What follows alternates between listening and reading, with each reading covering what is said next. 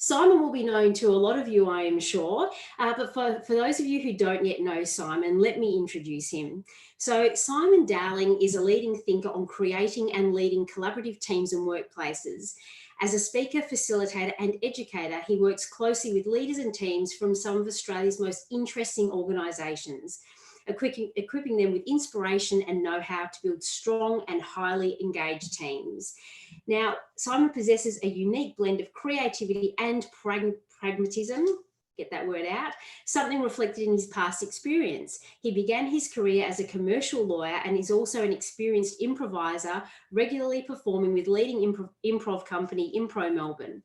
He was a regular cast member on Working Dog's hit TV show, Thank God You're Here, which might now... Cam's a fanboy, which is why he keeps saying it.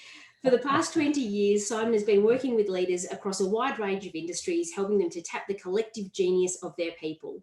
His clients include AFL, Bega Foods, Bendigo and Adelaide Bank, Bupa, Invato, Mercedes-Benz, a litany of others.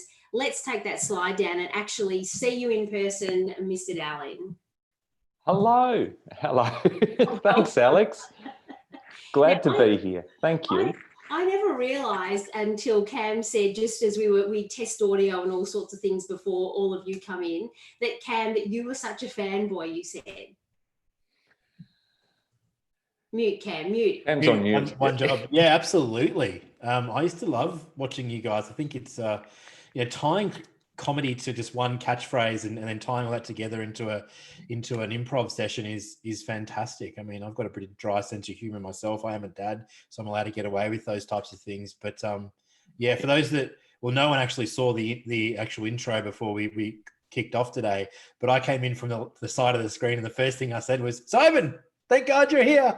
Well, you never get sick of that, Simon, do you? No. I mean, it's so original. So give us a bit of flavour about Simon Dowling. Obviously, I've introduced you, and for everyone on the live stream, Simon and I have worked together for like a lot of years now. So way back when, I think the first time, Simon, you worked with me with one of my teams was probably probably 10 years ago when I was at Bendigo, and we've worked together loads since then around collaboration and building, teams at home and all sorts of things. So we've known each other, but why don't you tell everyone a bit more about you? What's the Simon Dowling life look like in COVID and everything else? Oh, good Lord. This could take the whole hour now.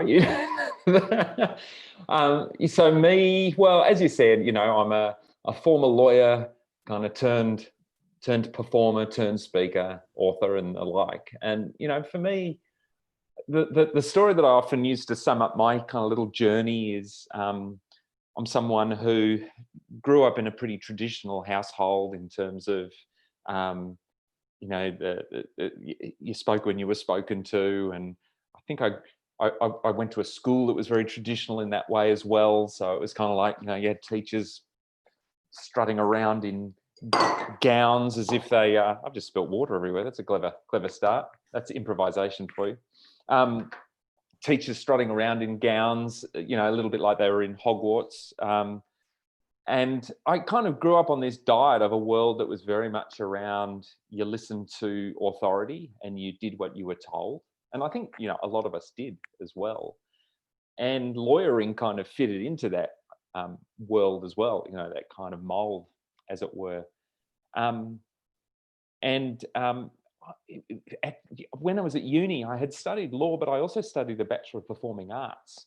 So I got involved very early on in kind of the world of theatre, which then led me getting into improvisation, because with all the stuff I was doing from a legal practice point of view, I didn't have really the time to do full-on theatre because it was too much time in rehearsals and stuff.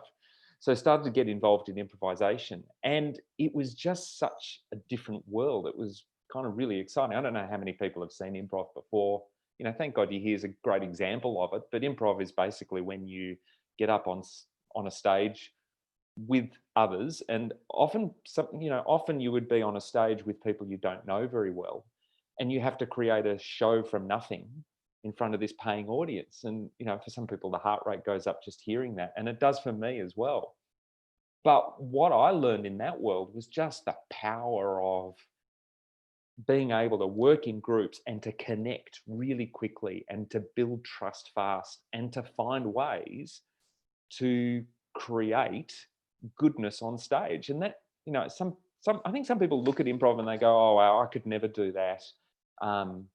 You know, I'm not that way inclined. Oh, you just have to be naturally funny and all those things. And in fact, I don't think that's quite true. I think a lot of the power of improvisation is it comes from all the work that improv groups do to develop the skills of fast collaboration and co-creation. And they were the things that I kind of got hooked on early on. So my big shift, you know, my kind of, and I sort of say all this because I think it's kind of part of really how I see myself these days, is my big shift was going from this world of you kind of do what you're told and you follow the instruction and you kind of listen to the boss, to actually know there is a huge magic in being able to work in teams and co-create stuff. And I wanted to know, how do we do more of that in the working environment? Because it wasn't happening in my work as a lawyer. So that kind of explained a big shift for me, which was, okay, how do I bring that in and weave that into the work I do? Started training people from a legal perspective, how to negotiate and how to resolve conflicts more effectively, but in a collaborative way. So rather than the kind of traditional adversarial model, and clients kind of were enjoying that. I was enjoying doing it. So that led me to then leap into doing that full time, which was consulting and coaching people around how to negotiate, broker deals, build agreements, all of those things. And that's kind of led to the work I do 20 years later, which is coaching, speaking, writing on all of those themes. How do we build organizations and cultures of the willing, if you like, that thrive on collaboration? It's so interesting because, you know, the fact that I think of you as you're the collaboration and communication guy. So, you know, this is very much your passion. And I love how you bring in all those things in that journey and what you know from improv and the skills, you know, in teams.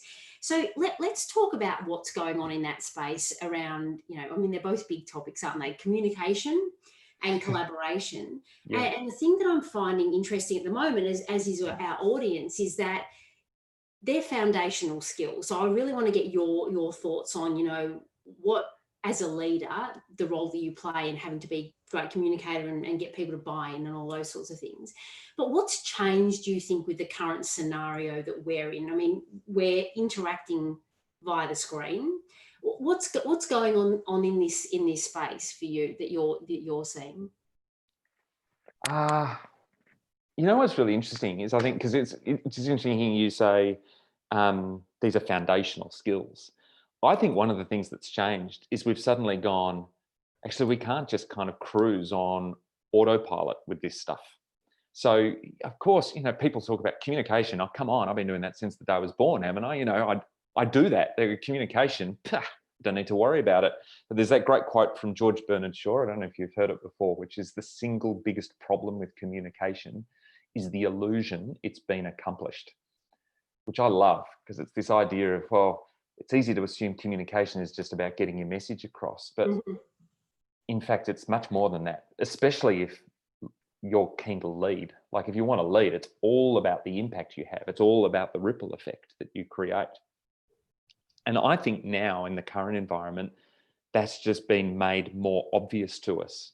Like, all of our usual tricks that we might rely on to be able to quickly and easily communicate have been stripped away from us, or a lot of them have. And so we're forced to be a bit more resourceful and to think creatively about, okay, how do we do this? And I think a lot of people went, oh, no, actually, we're lucky, right? I remember even, I think I said this myself, we're so lucky that this is happening in the current environment where we can actually still use online communication, Zoom calls, Microsoft Teams, all of that stuff. And so we all binged on that. And a lot of people now are saying, please do not make me go on another Zoom call, because it's not necessarily the same as the kind of serendipitous interactions that happen in a corridor in an office. Yeah. So to that point then, because, you know, and as always, you guys are not shy in coming forward. So any comments or chat or questions, put them in there. Please do. But so we've got all sorts in this community. We've got leaders of teams that have never had to lead teams remotely before. We've got team members who aren't the positional leaders as such, but are looking to influence. We've got people who are feeling like they're actually a bit invisible in this new kind of this virtual interaction that we're having. We've got others that are saying, you know what, Alex, normally I'm really confident in, talking to a stakeholder or going for a new job or having an interaction, but in this new world, I don't know how to. So can we get a bit deeper into what's going on there and how we can still be great communicators even when this is our current forum? Well, I think it all comes back to one really important question. I think all of us are being tested on a really simple kind of proposition here, and that is, what's the difference that we want to make and what's the difference that we can make?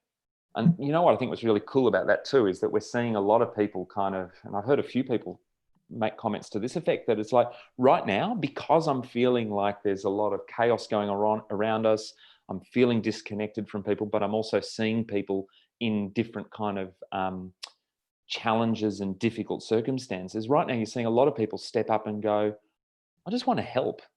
I just want to make a difference. I want to solve people's problems. I want to contribute. I want to be of service where I can.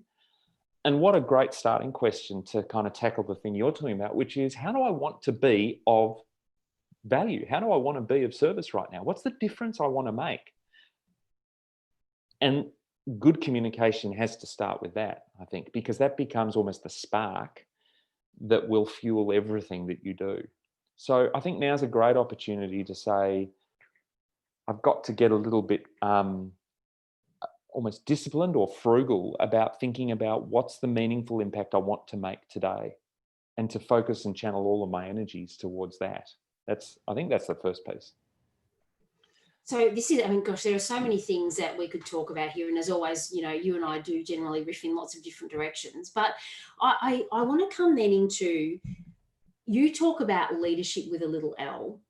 Yeah. I probably butchered how you say that, but that's my paraphrase. Yeah, I do. Leadership with a small L, I say. The small L. I knew it. I get a word wrong. Little, small, whatever. Little, small, okay. And at some point I did promise an impersonation to the crowd. No pressure. But so I find this interesting, because for me, this then starts to talk about what you were just starting to talk about then, about what impact do you want to have? And, we've got quite a few of our community that are saying, you know what, but I'm not the boss. So the boss, so this thing about positional power. So what change can I actually make? What influence can I have? And so I'd love you to go into a bit more about, actually, so if it's not about, like for mine, it's never been about positional power. It's not about the title that, and I know that you quite passionately talk about and observe, there's examples of leadership happening everywhere with people who aren't the boss. So how do people tap into this concept of leadership with a small L? Well, building on that kind of thought around, well, it starts with, first of all, you have to have a sense of conviction. Like, there's something I want to do. What's the difference that I want to make in my organization today? How do I want to help my team? So first of all, if I'm not connected to that purpose, it's going to be very difficult. So I talk about that as having a big so what that you can kind of really fuel everything with. But then the next piece, to your point, I think leadership with a small L, the opportunity here is to say, what I'm seeking to do is to influence, not through decree, but but the influence that I'm seeking to have now is through personal power. And the personal power comes from kind of a mindset almost first, which says, I'm all about, how do I win people's cooperation? How do I build buy-in? How do I get people working with me on ideas and initiatives, not because they have to, but because they want to? And that's very different from being able to fire off directions or requests or proposals and expect people to simply come back and say, yes, boss, I'll do that, I'll comply. It's very different from that compliance mindset of, do it because I'm the head of this department or the head of this function, and now I expect you to simply to participate. The mindset it requires us to shift into is kind of, okay, now my job is to engage people first and foremost in a conversation. And the conversation is around what's the problem we're trying to solve, or what's the opportunity here, but not just as I see it. So for example, if I'm the head of a customer insights team working in my organization, and I kind of have been thinking for the last 3 months around, oh, we've got a great opportunity here to take some data that we're getting from our customers and to roll that out into some of the products that we're offering. And I stew on that for 3 months. And then I put together this really swanky presentation deck. And I ask for time in one of our team meetings. And someone says, yes, you can have time on the 6th of June. And then it gets to the 6th of June and I've got 40 minutes and I just dive in and I present my deck full of beautiful graphs and everything. And then I wonder why I get crickets at the end of it. Mm-hmm. It's because I assumed people to kind of give me this kind of wondrous respect and audience for that 40 minutes on the 6th of June. It ain't going to happen. I've got to work out how do I actually build people into a conversation first around what's the opportunity here in the first place. And so I think that's, it takes a little bit more of creative energy to do that, but that's a really important piece of this puzzle, I think. Completely agree. And so this is, again, we get lots of questions about, effectively, it's stakeholder management, it's communication, as you say, it's buy-in. Yep. So how can you give us some practical tips? So that exact example, this is going on all over the place at the moment, regardless of the role. Yeah. People who are, have to present to a board or the exec or the whatever. And that's such a common what you've just discussed. How can our crew here get better at engaging with those stakeholders and getting that buy-in? I think especially if they're in a more senior role, there seems to be a bit of a hang-up about how can I get in front of and get buy-in of someone more senior, because either they don't have the time, or I don't want to bother them, or I'm not there's all these things that seem to be hurdles in the way of actually doing that. Yeah. I think, when I talk about this whole kind of challenge, there's three, to get practical, there's three bundles of things I've got to think about, right? And I've not got to navigate these really well. I call these the 3 M's of building buy-in. I've got to be really good at navigating mood, mind, and movement. So the mood piece is how do I get an emotional engagement, almost an intuitive engagement that creates the right energy and the right engage or interest in a conversation in the first place. So it's almost like sparking attention. The second mind is how do I kind of take people on the logical path to why would you even listen to me on this, and why would you have a conversation with me about this, and why would you say yes? And then the third is movement, which is how do I help architect first steps, next steps, and to get people to the place where they can take action. And so I think it's really useful to think of, okay, if I want to have a conversation or I want to approach a particular stakeholder in the business, whether they're more senior than me, they're a head of another department, maybe they're part of another team, maybe it's a colleague, it doesn't matter. I've got to first of all ask myself, how do I approach this through the lens of those 3 M's, mood, mind, and movement? How am I going to create that emotional engagement first up? Then I think the next piece is, well, now how do I kind of start that conversation? So I think a really important place to start is not with the proposal or the suggestion or the recommendation as if we're somehow going to get them into agreement straight away, but with a really compelling question or a really compelling articulation of a problem that then is accompanied by the question, is that something is that something that you think we should be solving? So I think a great way to start a conversation might be around, one of the things I've observed in the last 6 months is X, Y, and Z. I don't know if you've noticed that as well, but my big question to you is, if that's the case, do you think we should be doing something to solve it? Silence. Mm. And I think the risk that the pitfall that we fall into is that we say, here's the problem as I see it. Here's why I think it's happening. Here's what I've been thinking we could do about it. Here's my business case. Here's what it'll take. Are you happy to proceed? If so, could you sign on the bottom line? And we do the whole kind of 10 steps in one breath. And then we wonder why we don't get buy-in. I think it's because we haven't really taken them and allowed them to come with us on the journey. And I think the word there is co-creation. So less pitching and more starting conversations of co-creation. I think that's a really important starting point. And that's super powerful. And look, we get a lot of questions from the community about, exactly this thing. And especially, if you're pitching to an exec, or you've got, a big project and you need this buy-in, and, how it's this vomiting of information at people, I think, because like you say, we want to get it all out.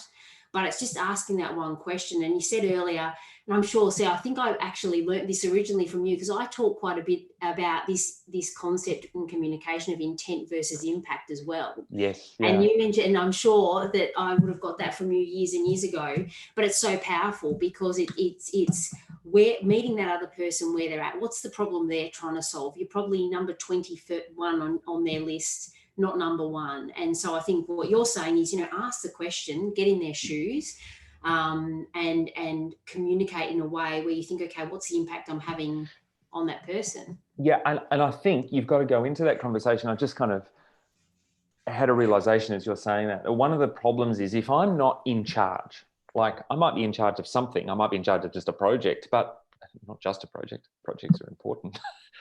But the person that I'm dealing with, I'm not in charge of them. I can't tell them what to do.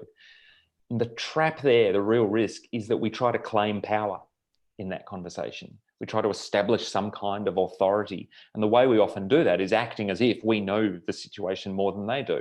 And of course, I'm head of customer insights. Who are you? You're not. So we claim expertise power, or we claim power of just being able to talk more or think more clearly. And in fact, I think it's the claiming of power that can undo us. Well, it's straight away, it's that defense barrier that comes up, right? Like, who are you to tell me what's going on in my business? Yeah, right. Totally. Like a salesperson claims power by being in charge of the conversation and being in charge of the slide deck. And as a customer or someone who's being pitched to by a salesperson, I shut down when I feel that I'm not being given power.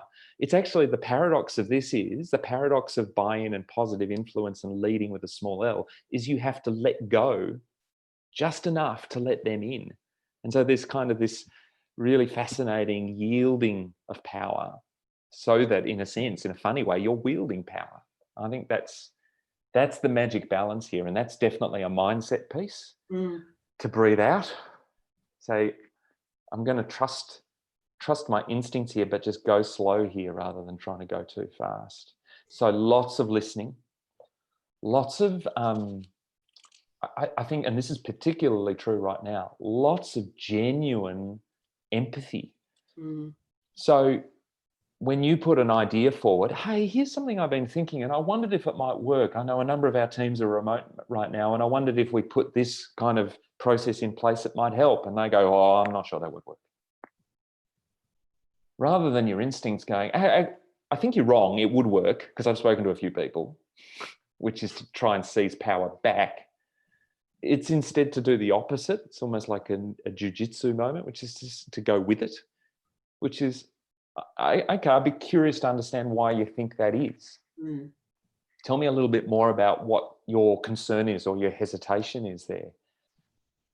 Or even better, if your empathy is really strong on this, you could actually lead with their concerns yourself. You can say, so here's the idea I'm thinking, but I'm actually kind of mindful here that you've probably got some concerns around this.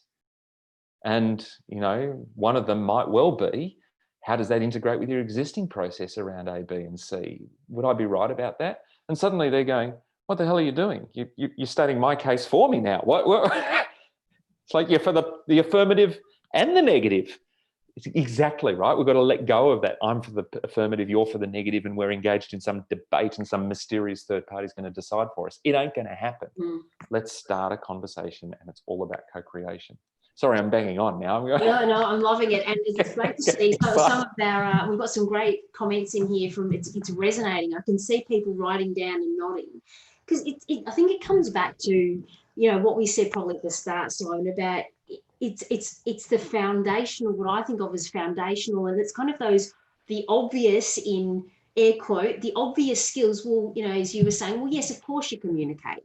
And we know we have to put each other, in someone else's shoes, and we know all that. And yet we go into these situations I'm sure all of us here are going, oh God, yeah, I've probably done that. Or yeah, I'm feeling a bit worried. So you go in and you've got to try and claim that power first with a good intention, but this is then what the knock-on effect of this. I think this is really resonating. We get also, and we've got a lot of our crew here are in some form of sales. Well, I argue that most of us are in some form. We're all of in sales, huh? Right. Yeah. Exactly. And yeah, 100% yes, I agree. So whether you're actually a BDM going to see a financial advisor, or whether you're pitching something to the exec, or whether you're in front of your own team, but we get a lot of people feeling this trepidation of, oh, you know, have you got any tips for how, you know, for selling? Have you got any tips for, I keep getting no's? So let's talk about, you know, this concept of when you're having that interaction with someone else, getting the no.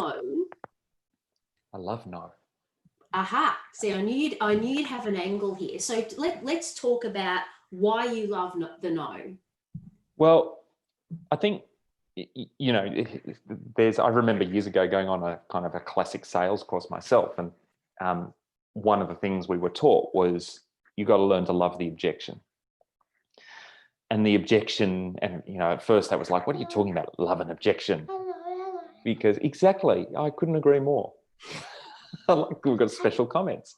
We've got some really young members coming up through. I love that. They're starting early.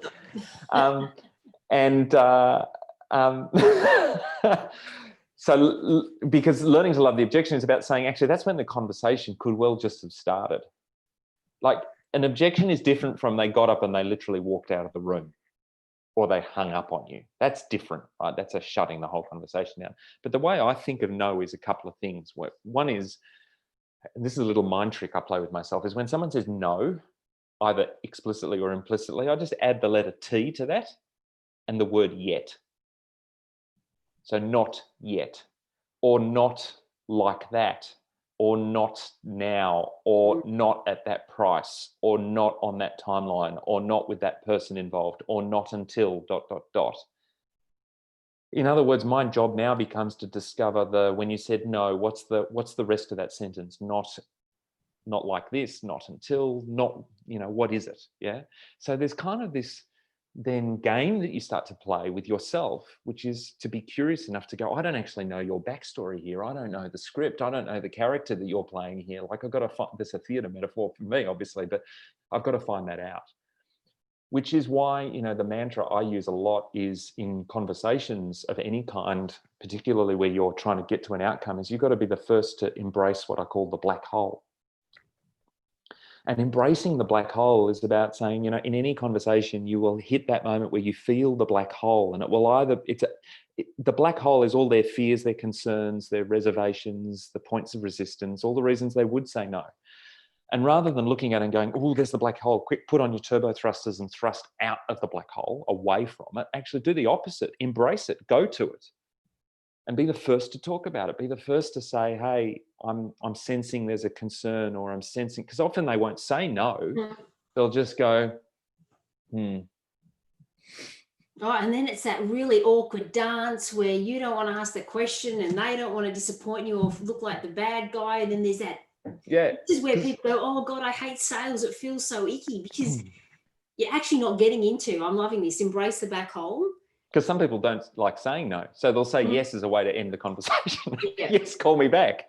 Like, what a terrible outcome. I thought that you were saying yes, but I knew you weren't. Yeah, I don't know if anyone's watching MasterChef at the moment, but the other night, 2 nights ago, Callum, one of the contestants on there, was explaining a dish that he was cooking, and one of the judges, I think it was Jock, was standing there, and Callum was explaining it enthusiastically, and he could just sense the black hole. He could sense that as he was enthusiastic pitching his dish, the judge is standing there not impressed. And so Callum's talking and he suddenly goes, I get the sense maybe you're not buying it. And it was such a great moment, because it's like, yes, now, if you hadn't said that, I don't think Jock would have ever told you his concern. Yeah. Yeah, because we have this, it's this awkwardness of, well, I don't want to say no because I don't want to hurt your feelings. And we're all kind of really nice people and avoiding conflict. I want to get into a bit of conflict in a second. But yeah, this is completely resonating with me, and I think with a lot of other people as well. And, you know, as you say that, I think for all of us, as we think of a situation where you might be going into or have been in, where you're like, oh God, I've got to pitch the thing, and this awkward moment, I feel a sense of relief. And actually, instead of trying to force someone to agree with me and keep trying harder and harder, to actually go, right, clearly this isn't resonating, what's going on. Like for me, that just feels like that's a conversation. And it's that letting go of power thing, right? So there's a couple of tricks that I use for that, just for myself. They're actually, it's almost like you've got to coach yourself in these conversations, because I like to stay in control of things. So I've got to coach myself actively to let go of control, which is why I love doing improv, because it keeps that muscle active for me as well, like letting go. You've got to co-create. If you control, no one will want to perform with you. But one of them is in a conversation, I'll say things like, look, maybe this won't be the best way forward. For all I know, there's a much better way forward. In fact, maybe this conversation will highlight what that is for us. And I'll say that, not just for them, it's actually for me. Or I might say something like, listen, I think it's really important for us to spend some time just hearing how this might play out in your world and for your team. Because if we get into the detail of it and it doesn't work, well, then you probably shouldn't be saying yes to this in the first place. Like, I'd hate to get ourselves in a situation where 2 weeks down the track, we're finding that this isn't playing out as it's intended. So let's get in and talk about that. So it's that kind of, again, giving them the power. But what I'm also doing is just reminding myself to do that. Yeah, this is so brilliant. So everyone should be writing some of these questions down to try yourselves. We've got a question which I want Niven, if you're happy to ask in a minute, but just before we lose the thread. So Simon, I think one of the other things, and this is so helpful, in our own team. So we're talking about, if we're pitching to a stakeholder, or if we're, going to the exec, or if it's we're trying to sell some, that thing. What about the dynamic within a team? Because I know this is where you spend a lot of your time as well, because of course in teams, whether you're a team member or the leader of that team, there are exactly the same challenges around communication and buy-in, even if you are the boss. And there's all the nuances of, different styles of communication and everything that's probably amplified currently, like we've been saying. Yeah. How do we navigate that within teams where people are at different places, there's stuff going on in their heads, you're trying to get stuff done, tension starts to build? Can you give us some tips around that? Well, I know that's a big one. I've got, so it's funny, I had a metaphor come to my head and I don't know if it's going to work and I don't have time to plan it out. So we'll just try it. I'm sort of feeling like conversations right now are like gold, because they always are. And that's what I was saying at the beginning. We're kind of, I think, realizing that communication is just too easy to take for granted. But now when we have to fight for the airtime, or we have to create the airtime, or we have to interrupt someone's already Zoom-filled day for the airtime, we have to be a bit more careful about it and designy in our thinking about it. Like, how do I make the best, if I've only got 20 minutes with someone, how do I make the best use of that time? So the metaphor I'm thinking of is a little bit like you've invited someone over for a date. You wouldn't invite them over right now, would you? You remember a time when you could? You've invited someone over for a date, yeah. My niece calls it the olden days. In the olden days, she's fine. Yeah. You don't wait for them to arrive to start to think about, how do I want to set the house? Do I want to set the table? What am I going to cook? And if you do, you probably shouldn't. You should be thinking about it in advance, right? So there's a bit of planning, set the atmosphere, create the mood and so forth, and create the conditions for this date to go well. This, theatre head in me says it's almost like stage management that has to be done. It's exactly the same right now with conversations. So if I know I've got a 20-minute conversation with someone in a day, or I want it, the question is, how do I set the scene to make that a worthwhile use of time? Being a bit creative about it, right now what I would be saying is to do things like, and what I've really appreciated myself with others, is where you do either a little voice memo. I mean, you could do an email, but we're getting a lot of emails. So do a little voice memo, which says, hey, Alex, here's a question I've been thinking about and here's why. I would really love to have 20 minutes with you to talk about that question, because what I'm thinking is ... I'll hit you up with an email to see if you're keen. But what I'm now doing is not just asking the question and kind of showing Alex, that I care about and value your time, but I'm also kind of connecting, even though I don't have to do it through a Zoom call. You hear my voice now. There's a bit of emotion. It's not, I don't get all kind of formal because I'm writing an email. Or the alternative is if there's some great little tools. I use, a tool called Memo Mailer for the voice memos, but you can just use your voice recorder on your iPhone. So easy, faster than an email, if you ask me. There's great tools like Loom. I don't know if some of your members have discovered it, LOOM, which you can do screen recordings, which have, you've got your screen, a little bubble of your face. You can kind of be showing something to someone on the screen while you're talking. It's instantly available and you just send it to them as a link. Such a cool way to just make sure that, before we spend 20 minutes together, let me kind of give you, in a format that you can digest in your own time, the space to think about this question and to see, is it worthwhile? And if so, is that 20 minutes next week the right time for you? I think that's part of it. And the other part. I think the metaphor kind of worked.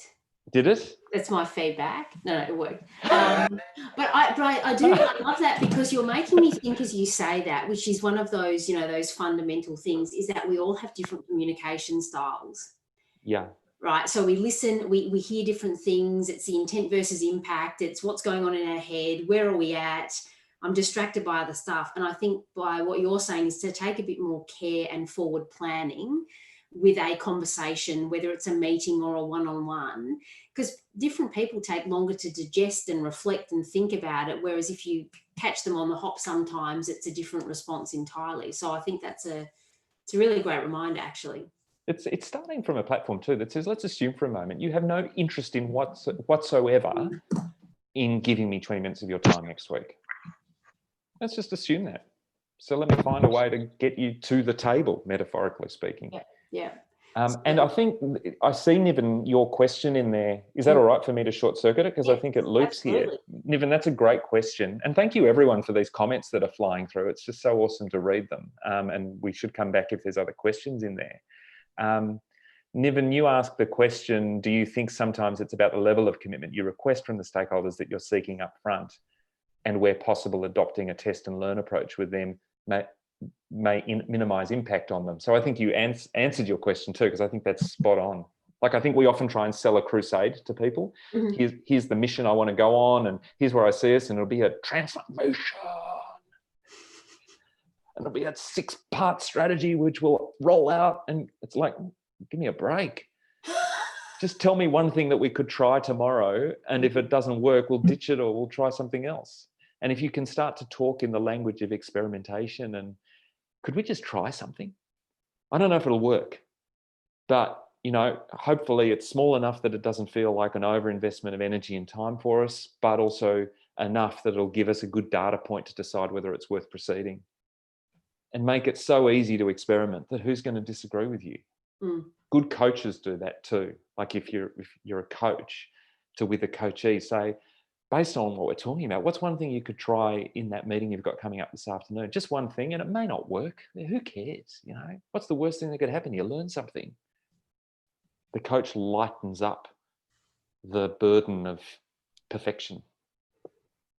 100%. And I think this very much resonates as well, because, you look at where we are now, and we've talked a lot in different live streams about the things that we've been able to do because we had no choice. So, corporates, 3,000 people. Renato was on a few weeks ago talking about in 2 days, over 2,000 people were working remotely. Without COVID, it would have taken 18 months of steering committees, reasons why not. Yeah. So I guess the point then being about this mini experimentation, this take the pressure off, just try the next small thing and see if it works, of asking how we can try something. I feel like people are more open to that than they were before. Yes. Yeah. And even though there's more noise and there's all the stuff we've talked about and more constraints in a way, I feel like people are more open to trying different stuff. Yes. And I think if we don't take that opportunity to say, actually, we're all in, and I've been using this as a frame with my own conversations with people, which is we're all in a forced experiment right now anyway. So what a great opportunity to kind of harness that and say, let's experiment with this, let's experiment with that. but also not to overbake it. Like I think also people, I mean, to go back to your earlier question, I think we've got to be really empathic about people's context. I had a conversation with someone last week about a piece of work that we had already been talking about. And I just loved it when at the beginning of their conversation, I was almost gearing up to get into it. And they said, so what's your context at the moment, Simon? And I said, what do you mean? They said, what's your kind of your home environment there, and what's going on, and how's all this playing out for you, and what's your day like at the moment? And first I thought it was just small talk, and I started to talk about it, and suddenly I realized, no, actually this is painting a really important picture, which is I might not be as productive as I was a month ago. I may, get tired faster in a day. I may, and all of these things, and building up that shared context between us meant that we could kind of meet each other where we were at. Which is one of the beautiful things, isn't it? There's this human element that we're taking time to check in. Yeah. So these, as always, these go so fast. It is 10 to 1. We officially finished at 12:45. So well done. So that's right. We changed our finish time. I've reframed that. We finish at 1 o'clock, so we're never late. And I just have to paint this picture. I'm sitting here this whole time in a puddle of water. Like I've got wet elbows because I accidentally went, oh yes, that's right, I spilt that water. So this is fun. At least it's not dripping on me. I love it. And you've really held that professional demeanor the whole time, which is improv. Improv. So good to have you. So just to round that out, how can we reach you? Because I know a lot of you are saying that this has been an amazing session. Could listen to you all day and night. Look, I like you. I don't know if I could listen to you all day and night, but I can listen to you a lot. You've listened to me enough, so you know that's just not a realistic idea. but there are some really great things. I mean, we've covered a lot, which we knew we would. I mean, there's some big topics in here that in 30 minutes you can't really do justice to a lot, but hopefully we've given a really good balance of practical tips from you and some concepts for us to all think about and then go and try ourselves. So I know probably a good place to get some more resource from you, Simon, is probably your website and also your white paper, if anyone's interested as well. Yeah, well, and in fact, I tried to get a bit clever. So there's a link that they can go to. So it's my website, which is simondowling.com.au/few, FEW. And that will allow you to kind of just say, yeah, send me this, send me that. So I've got a white paper on this whole theme of collaboration, which is essentially the same core content that is in my book, Work With Me, which is also, you can, if anyone wants to grab a copy of that, they can. And there's something else on there. I forget what it is. Oh yeah, a white paper on building leadership teams for those who are interested in the whole team dynamic as well, because we've covered a few different things here. Absolutely. And yeah, keep in touch. Hit me up through that website as well if you want to say good day, or LinkedIn. I'm of course there, and YouTube, you'll find me. So love hearing from people. So please connect. Oh, well, please do, everyone, and take Simon up on these resources, because there's so much gold there around collaboration, building leadership teams, communication, all incredibly relevant for where we are now. Simon, thank you so much. I'm not going to make you do another impression. I mean, what do you mean you're not going to give me another impression? I came prepared, Alex. What do you call this? You make promises and then you let me down. I'm sitting in water here. The least you could do is pay me the respect of an impression. Awesome. See, there you go. I promised an impression. I put him on the spot for the promo. You've delivered again. Thank you, everyone. Thanks, Simon. Thank you for your time.